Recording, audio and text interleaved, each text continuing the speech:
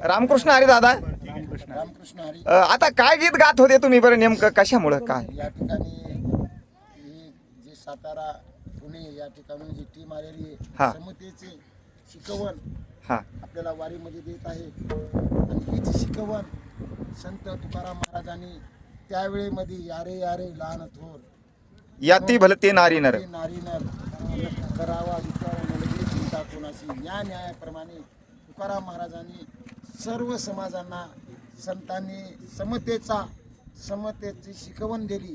तीच शिकवण आपल्या या वारीमध्ये हे तुकोबारायाचे सेवक म्हणून या ठिकाणी आलेले आहेत.